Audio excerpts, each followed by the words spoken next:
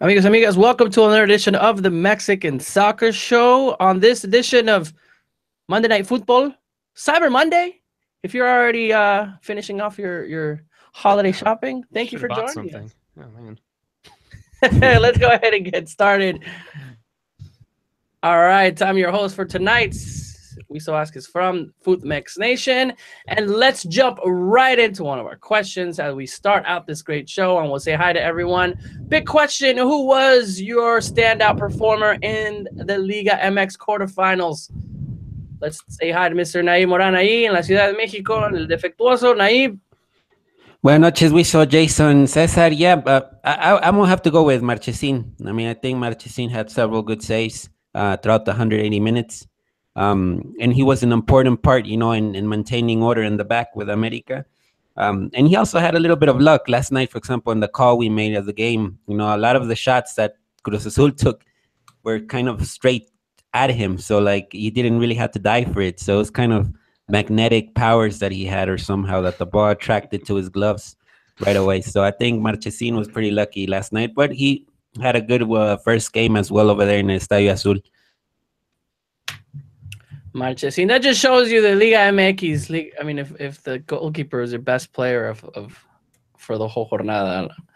All right, Mr. Jason, who I must commend the fact that he's here today. Rough night yesterday while he was on the live broadcast. If you guys you're not part of the Patreon, he went crazy. It was profanity up and down. It definitely why we do it on their Patreon page, because we would have probably gotten kicked out or sued or something. Jason, just kidding. Yeah, it was like, when I kicked my TV over, then I just had to get off. But it was a tough night for me, but I'm accustomed to them at this point as a Cruz Azul fan. So it's just another one of those nights, right? For me, no one from that match stood out. It's hard to top magnetic powers of Marchesin, but the guy that stood out to me, and I gotta say, he actually, you guys mentioned him on the Countdown to Russia podcast this past week, but Angel Sepulveda. He's someone that I think he really had two miraculous games, and the Chilena obviously would be the highlight, but he had the assist as well, and just overall over the two legs, I think he was a real difference maker for Leon. For Morelia. So he's someone that really stuck out for me. Sorry about that. Highlight for me, I think he had a great game. Obviously, Rui Diaz, his teammate, was another one, but Sepulveda surprised me with how well he played and really stuck out. So he's my guy. Angel Sepulveda. Cesar, San Diego, Tijuana. How's it going, sir? Standout player. First thing, I feel a little bad that I haven't bought anything for Cyber Monday. I completely forgot that was today. I probably should have bought something. I'm sure there's some sort of jersey that I should have bought.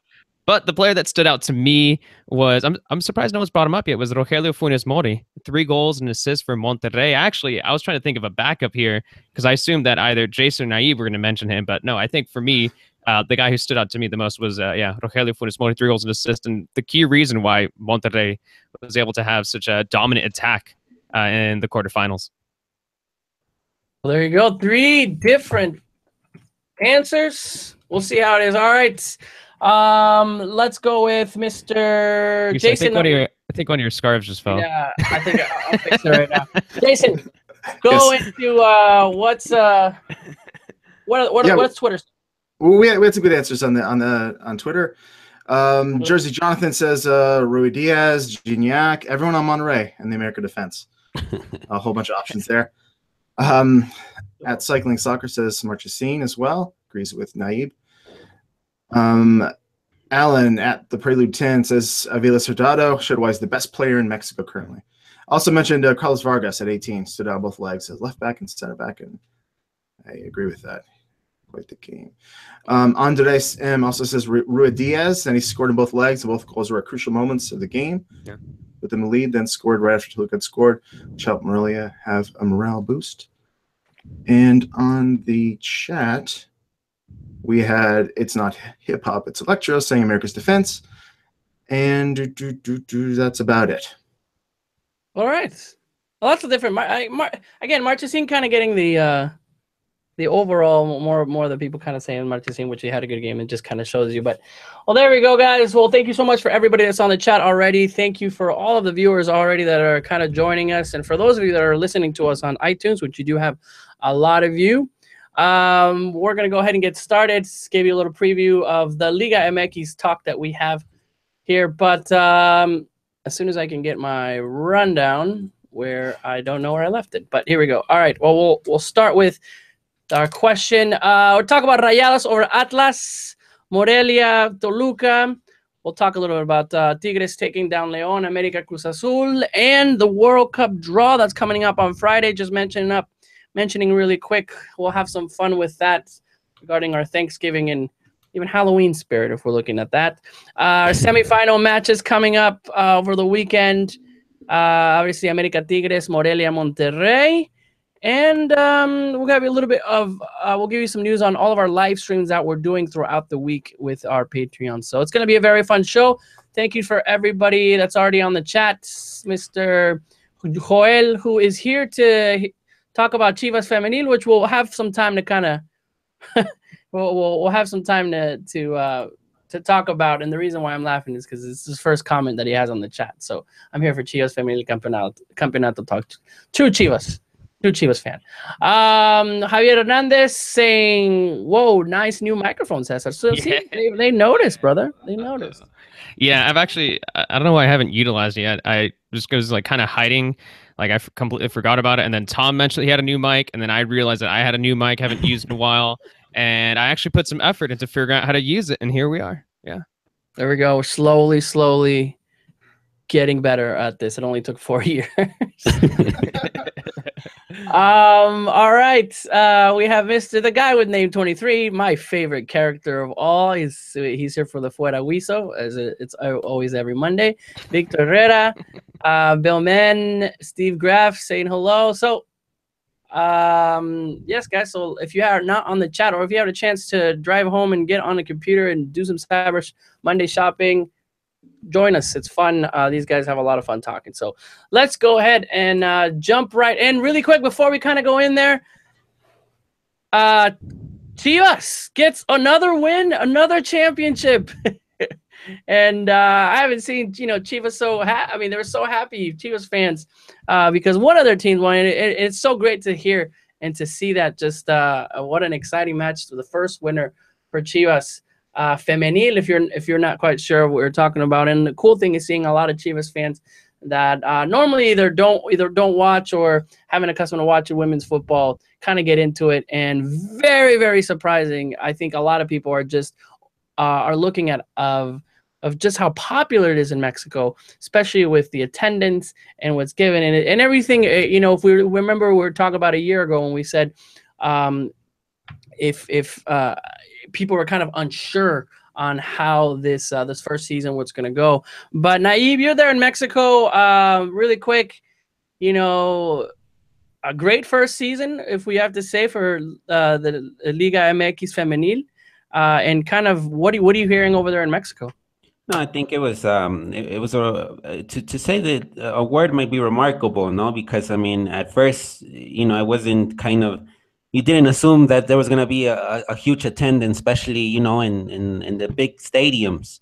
Mm-hmm. But that was the case. I mean, it happened at Azteca, it happened over there at El Volcán in Monterrey, at Pachuca's Estadio Hidalgo.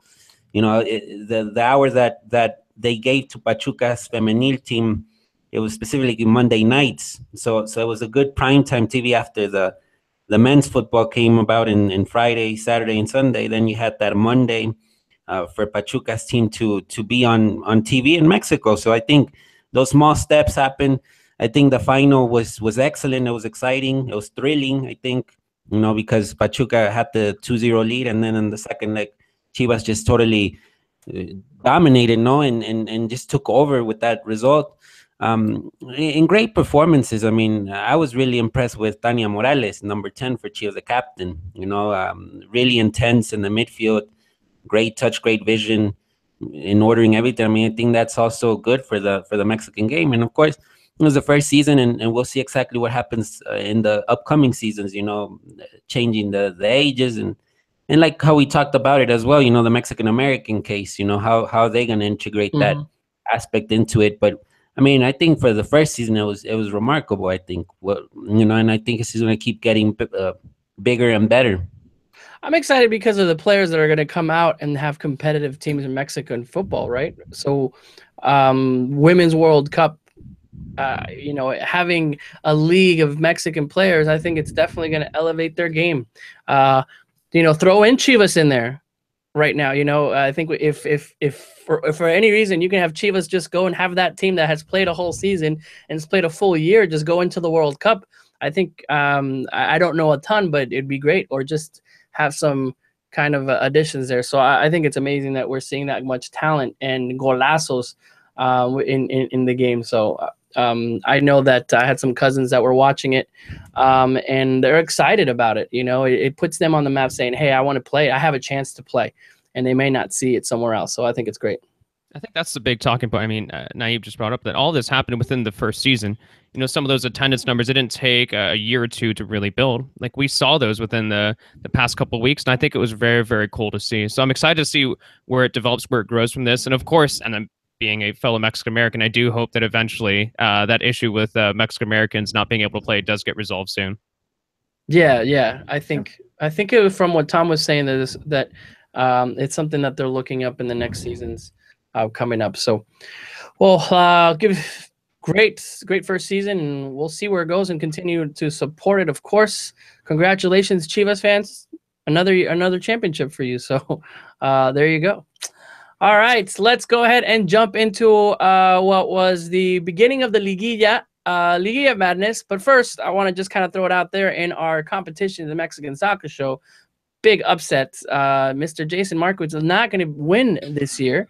Had a bad night, and I have to just say it out because he just, you know, pretty much tears us a new one every time with the predictions.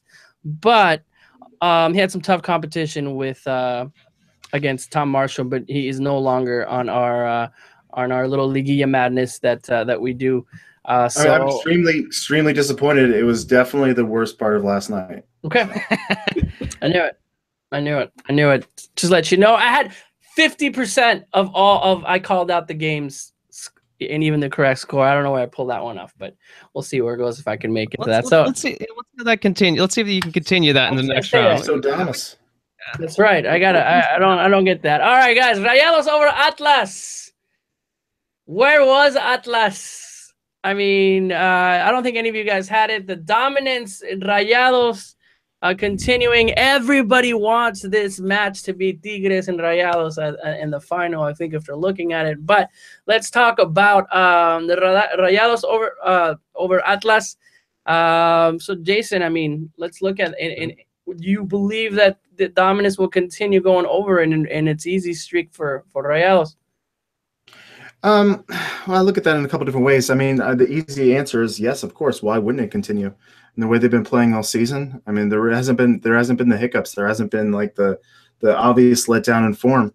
And it just seems like they're clicking in all gears at the moment. I mean, coming into the Liguilla, and obviously what they did to Atlas was, I mean, it's just kind of embarrassing for Atlas there. Yes, it was bad. So I mean, Rayados, like everything is clicking. They, you know, for it's been a few years now that they've been one of the most talented sides in Mexico, but they haven't really played like one of the best units in Mexico. And now Antonio Mohamed has them playing like one of the best units in Mexico, or I mean, to be more precise, like the best unit in Mexico, and probably the most talented team at the same time. So I mean, it's hard. You know, it's hard to see any team really contending with them. Now it's Liguilla, it's Liga MX, you know, and it's a game where a awkward bounce of a ball can change the outcome of a match. So anything could happen. But obviously, they've been the clear favorites for the title for a while, and that's only become clearer as we've gone through these quarterfinals. So I will say, and we'll get more into this later, that I think of the other three teams that they could have come up against in the semifinals, I think this might be the one team that just might be able to push them or might be able to upset the card here. Okay. They might have the best chance of any of the three other teams, Morelia, of taking down Monterrey, but it would certainly be a long shot at this point because they look pretty unstoppable. I mean, Monterrey, they flex their muscle. You look at when they scored those goals. They didn't wait to the very end. They just hit the ground running. They got those early goals. They got there in both the matches as well. And Atlas did try to compete, and you would say that, you got to give credit to Atlas, especially in that first game, that after Monterrey scored those first 2 goals, Atlas did try to bounce back, and they got that golazo, right afterwards. But I mean, it just really showcased, the power that Monterrey has in the roster. Showcased, what Jonathan Gonzalez.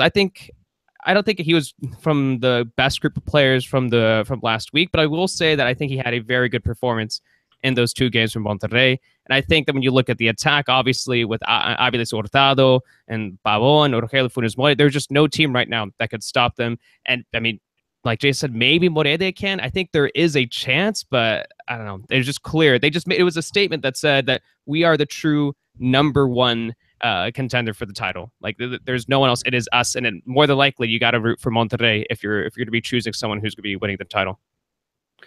Naib, Joel writes on the chat, where was Atlas? A question being asked by Rojinegros fans since 1951. Did Atlas, looking at the game on paper, on the field, did they even have a chance coming in? No, I think when you see a little bit of how the thing worked out in the first leg, there was a bit of defensive mistakes from Atlas. You can't be doing that against Rayados. That automatically eliminates you from any contention. I would say. But like Cesar points out, the second half was valiant. They were home. They tried to respond to the occasion and try to complicate things for Monterrey. And certainly they were close on that 2-2 draw. That, of course, it would have set the tone differently for the second leg. In the second leg, I think one of the biggest happenings was that Aviles Hurtado scored twice, but it was because it was Aviles Hurtado's first goals in Liguilla. And I think that sort of took a weight off his shoulders, and now it's on. Aviles Hurtado is the best player in Liga MX right now. And, he got the called up by Colombia a couple of weeks ago, and I think that also raised his confidence really big time. And you got someone like Carlos Sanchez, who's just an experienced player. I mean, let's not forget, in the 2016 Clausura, when Pachuca beat Monterrey, Sanchez didn't play the final because there was this fuss going on with Uruguay. I'm pretty sure if Carlos Sanchez would have played that final, I think Monterrey would have won it, because the intensity would have been up. There was not a player playing at Sanchez's level at the time. And right now, Sanchez is back at that level. And of course, when you have a player like Jonathan Gonzalez, who comes out of nowhere, and he's really talented, but he has a good core that supports him and makes him shine. An excellent pass that Jonathan had in that first game that went to, I think, Hurtado, I think it was. And then the goal was Funes Mori. But the pass was just amazing. And it was all over the U.S. media. And there's a lot of craze going on. And it's normal, because it's stuff that, with Jonathan Gonzalez, it's probably stuff that has happened, for example, with Orbelín Pineda a little bit, with Rodolfo Pizarro, players that are young and excel in liguillas. And I think that Jonathan Gonzalez is already in that bucket list, the players that shine in the big moments. Cesar Montes already did it with Monterrey. Cesar Montes is injured at the moment. He's not even playing in the 11, and it tells you a little bit of the depth of the team. So look, Jason was saying that there's a chance with Morelia, but it's unstoppable. I mean, when these players race up the gear, I mean, you can just see if you see the top 10 players in the league, I think Monterrey has at least 4 in that top 10 list. And you just can't contend with that. I mean, a lot of things have to go right, and you can't do mistakes. Atlas made a lot of mistakes in that series, and that's why Rayados just obliterated them off the field, basically. I mean, if there was a Liga MX All-Star team, you'd probably guess at least 4 to 5 players from Monterrey's roster would be on there. Easily. I hope there's not a Liga MX All-Star game. Oh, that'd be great. No we'll go against. We'll make our own. No way. Really quick before we go into the next one, Atlas, where do they go from here? Was this the last of El Capitan Rafa Marquez? Another question you guys handled pretty heavily at the Countdown to Russia podcast this past week, but at least on the national team perspective. But it had the feel of it, didn't it? I mean, the way it ended was you saw how upset he was leaving the pitch there, and obviously with what was on the line. Maybe not at that point score-wise, but it's a tough way to go out. But I mean, the level of play has just been dropping, hasn't it? Like he hasn't quite been there. I mean, obviously he's been off for a while and coming back in, but I don't know. I would kind of expect him to be back again, especially with the World Cup coming up. But it's getting uglier and uglier, to be honest. So it's at some point, I hope it doesn't drag on to a point where he's playing like far below level of standard. But I wouldn't be surprised to see Rafa Marquez come back again next season and up his game a little bit further than what was expected.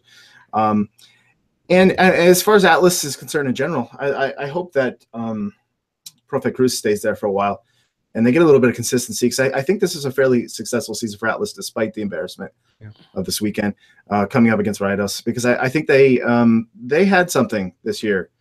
They really had some decent play, and I think they have a decent core group that they can really build around. So I'd like to see them continue with the project they have going on there and build on it, because I think they could be a team that we see in the Liguilla again next season. And that would make the league more interesting, I think one thing I know when thinking about Atlas, and it feels like every time I've talked about it here on the Mexican Soccer Show, I've always thinking about injuries, and I think there were injuries to key players that really hurt them this season. I think they did have that poor run, and I think at the very end of the season, you got to give them credit too for gaining those wins that pushed them barely into the playoffs. So I think, when you consider the injuries, when you consider that first half of the season, I think Atlas's turn wasn't exactly that bad. But I think heading into next season, you're gonna have to see, what a full preseason will do for Ravel Morrison. You got to see where the current status for Clifford too. I'm not entirely sure where he's at with his injury, but if he can come back, that'll also be very important for the depth of the roster. And then, of course, I mean, the big question too is Rafa. Where is he going to be at? What kind of role he could still have a clear leadership role? But I mean, it's there is a serious drop in form for him. But I do think that going ahead, looking next season, I wouldn't be surprised if they were to sneak into the playoffs again. But I think it is they are going to need some key players to stay healthy. Gigi Buffon today said that if he was asked at age 60 to play for Italy, he would play for Italy. Rafa Marquez, I think, would be the same. Let's jump into Morelia and Toluca, what happened. But first, we had some questions in the Mexican Soccer Show. Everyone's talking about where's Tom. Some people said soft Brexit. Would that really be considered Brexit if he wants to? I'm not even going to argue. All right. I'm just going on here. What's going on? Tom's all right. Tom took a break. He's sometimes, we either have other assignments. We kicked him off the show. He gets a little annoying. He likes to dominate conversation. Tom, get out of here, man. I've been on for 2 weeks. Stuff, Tom. Yeah. He doesn't say good stuff anymore, by the way, after we started making fun of him. So, Tom, if you're listening, you are. I'm sorry. You can bring back the good stuff. But he'll be on. Nothing happened. He didn't leave. So he was on yesterday with us on the live America Tigres, which is a lot of fun to do. All right. Let's talk Morelia and Toluca. Morelia barely moving on. I really thought Toluca was going to go. Every time I see Morelia do anything good, I go, it's going to be over and nothing's ever going to happen with Morelia. So on all my predictions I've ever done against Morelia, I've said, you're going to lose. It's just the type of team that you don't bet on. But wrong. Tata Fair, of course. Does Morelia even have it? As you said, that they could beat Rayados, is the only team to beat Rayados, but now with stiff competition, do they have it in them? Let's go, Mr. Naib. What do you say? Yeah, I think it's a fair assessment not to say that they have a chance. I mean, it's not to discredit them or just take them off the picture. I mean, I do understand the idea that they sort of have a good block going on. I mean, it's a team that really, you kind of sense, they got a good goalkeeper like Sosa, good center back like Achiller. They got a good, media punta, attacking midfielder like Diego Valdez. And then you have Ruiz, who's a top talent, a top goal scorer, So when you add those pieces together, you have a team like Morelia that quietly, without making that much noise, is right here in the semifinals, you know, and I think it's commendable for Roberto Hernandez, you know, because I remember there was a point that nobody wanted to coach Morelia, and he was the only one willing to coach the team because he actually saw potential, you know, and I think that's big props to him. You know, what Jason said about Sepulveda, you know, it was great to see Sepulveda respond in this type of occasion, you know, when it matters, with those goals and those assists. I think, you know, Sepulveda is from Michoacán, so there's a little bit of more connection to Morelia in that regard. And I think that stood out in that series against Toluca. With Toluca, it was just, it never seemed to find that groove with Hernan Cristante, you know, and it's unfortunate because Cristante is, you know, born and made in Toluca. That's where his best playing years happen. And he just doesn't seem to have it. Kind of the same what happened with Cardoso, no? With Cardoso, it was kind of always the semis and never the final. And now with Cristante, it's like quarters, semis, but it doesn't reach the final of the team. Good attacking players like Uribe, like Barrientos, like Sambuesa, but it doesn't have that good block that Morelia does have. And I think that's what makes Morelia dangerous against Monterrey. You know, and figuring out if those pieces like the Valdez, Sepúlvedas, and Ruidiaz start clicking, you know, and that's going to be kind of hard to stop. So it could potentially be a tight series, that one between Morelia and Monterrey. And I think when you look on paper, it looks like this series was pretty close. But I think you have to remember from the first leg, those 2 injury time goals that Toluca got, which was incredible. If you haven't seen it, I'm sure you could go on YouTube right now. You could probably find a little highlight of that. I mean, Morelia was minutes away from getting a 1-0 win there. And then out of nowhere, Toluca scores 2 goals, walks away with a 2-1 win there at home. So I think that's something to keep in mind as well. I still think the Morelia is a better side of the two. Obviously, the rankings dictate that. And just like Naib said, I like the roster. I think they're an underrated roster. You brought up Sosa, which I think that is the key player for Morelia, especially against Monterrey this week, because they're going to test him. This could be a huge, huge opportunity for him to showcase his talent. But I also like another player, which I thought did well, was Carlos Guzman. Yeah. I'm actually a big fan of Carlos Guzman. I think he's a great player. I'm not saying he's a national team option, but maybe if he continues his form, maybe it's a player that'll eventually get a call up soon. But I think that's another player that did quite well for Morelia. But obviously the big thing that stood out to me, I mean, you have to bring up, those 2 injury time goals that I know Toluca didn't end up going through, but just those incredible 2 goals that Toluca scored in the first leg. Is it the end? I mean, we finally see that Toluca kind of fizzle out now. I haven't been as I mean, it used to be a team that was semifinals, you know, usually top of their game. And after, you know, some players leaving and coaching changes, are we starting to see now Toluca kind of like, okay, where do we go from here as a club?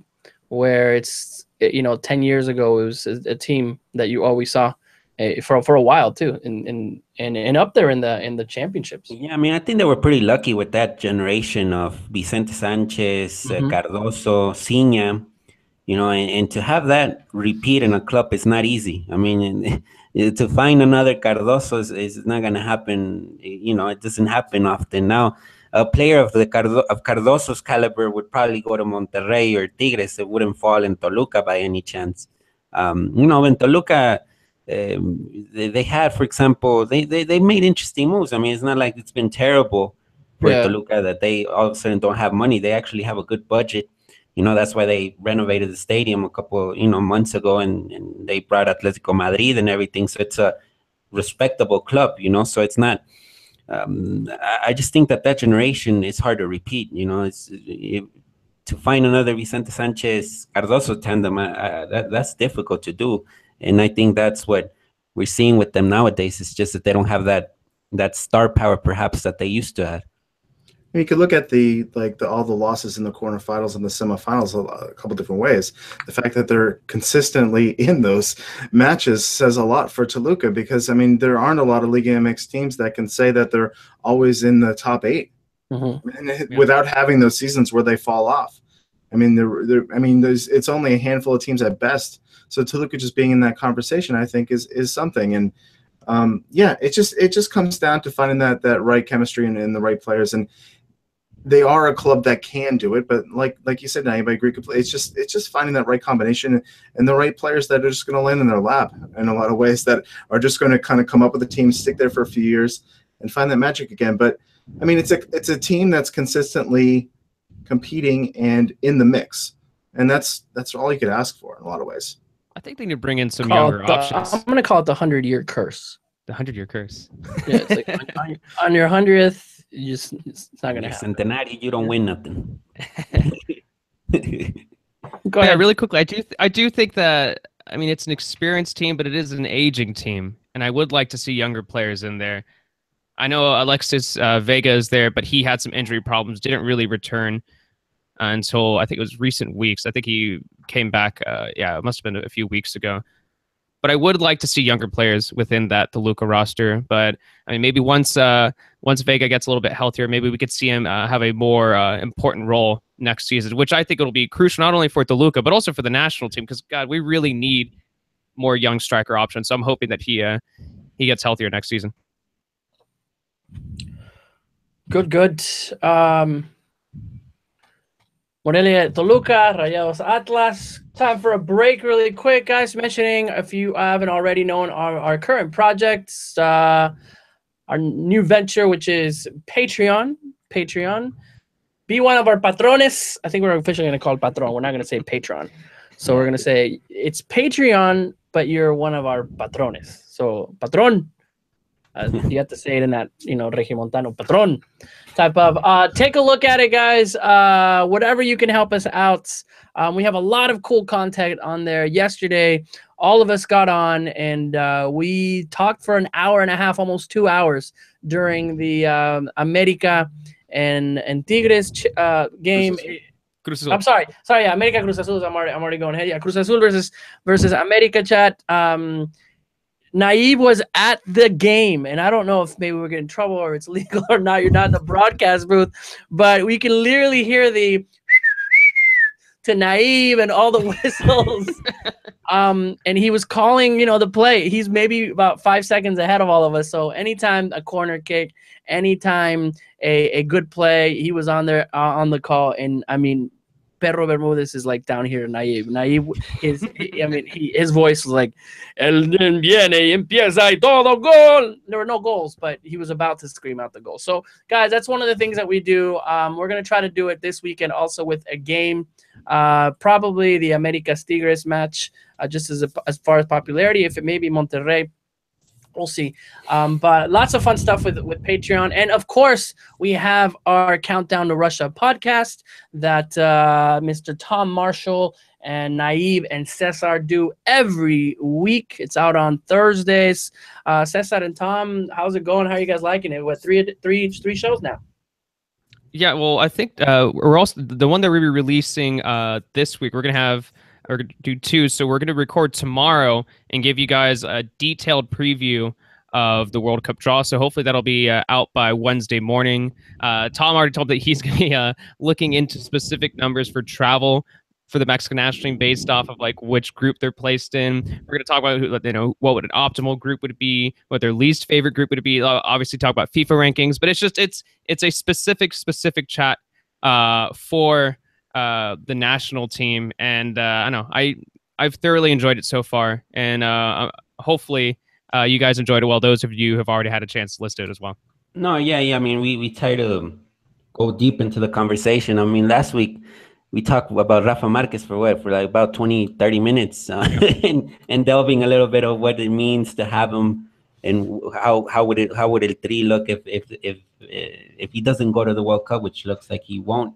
But with the draw coming up, I mean, I think the next hours, I would say, because it's basically hours. Yeah. It's going to be exciting, to know the possibilities, and then of course have a reaction of what occurs on Friday, which. Now, on Friday, we'll have the live stream going as well, no? So we'll have the live stream, and then we'll do another one, a countdown, kind of analyzing the outcome of that draw, no? And we've talked about it before, too, where it's difficult to fit sometimes Liga MX and El Tri talk within just the Mexican soccer show. So this is just, I mean, obviously with the World Cup next summer, this is just all El Tri, nothing but El Tri. And for example, like we obviously got to talk about today about like the playoffs, and then we wouldn't give that much time for a preview for the World Cup draw. So hopefully this will satisfy your needs when it comes to the Mexican national team. And I think we lost Wiso. I don't know if he's. It looks like he just joined the group chat back again. I don't know if he's here. Wiso, can you hear us? I think he knew that we were going to talk Tigres Leon next, and he didn't really want to hear about Leon losing, and so he just took off. I mean, it's understandable. I can understand that. Well, I guess we should jump into it. Let's talk about Tigres Leon. Now I'm going to take over. Jason. Yeah. I'm looking at your guideline here. So I'm going to ask you the question that you set for we. So now I'm going to ask you this question. I'm going to answer it. All right. Leon impresses. I'm speaking in English. Leon impresses, but comes up short. Impressions of this matchup. That's an excellently formed question. And I would say that I was, I don't know, I was not surprised. I expected it to be a close one. I saw Leon coming into this one, and they were one of my kind of long shots to kind of make some noise in the Liguilla. And I kind of thought they'd come out of it. Actually, they were my pick to reach the semifinals, my upside pick to reach the semifinals. Oh. It didn't work out, but I was pretty close.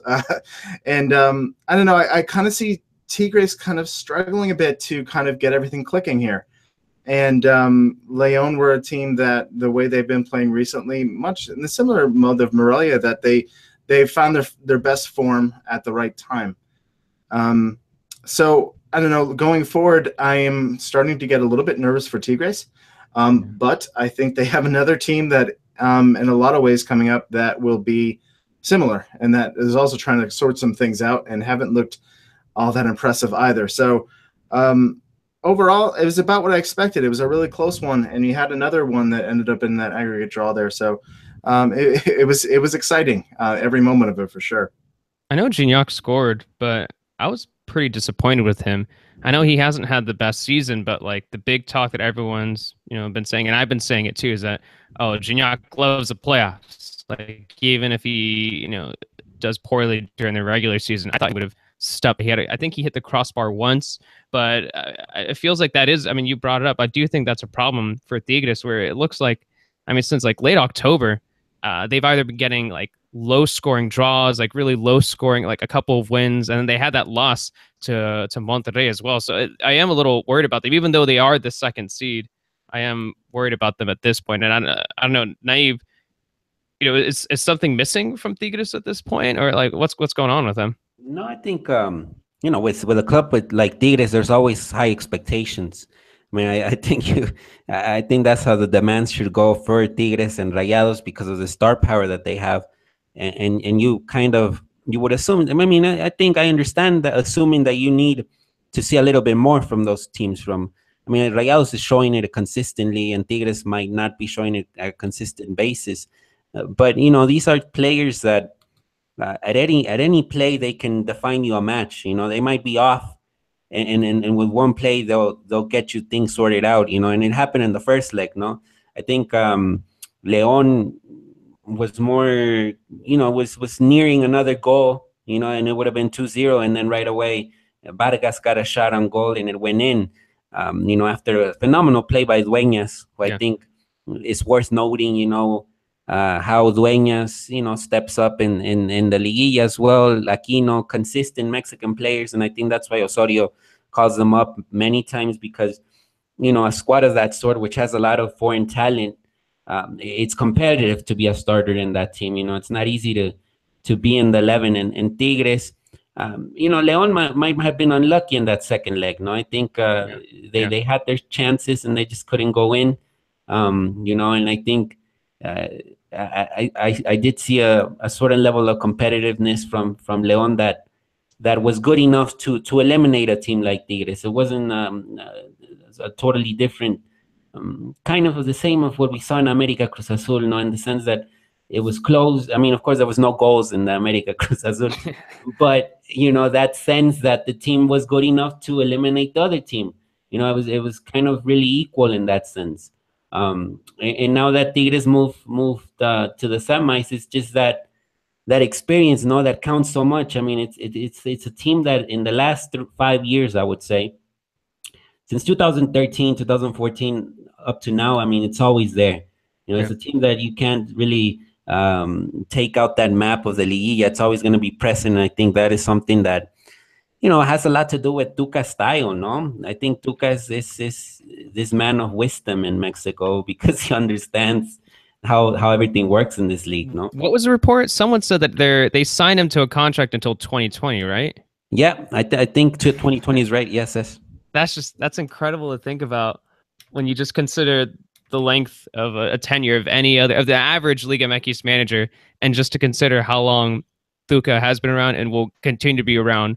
Yeah, just with Tigres. It's crazy. Exactly. And what really struck me, I remember, the only trip that I've made, I've done to Monterrey to see a Tigres game. It was in the Conca Champions final against Pachuca. And one of I might have not been there 48 hours. I think it was less than 48 hours that I was in Monterrey. But one of the things that I really wanted to figure out is why Tuca was so popular.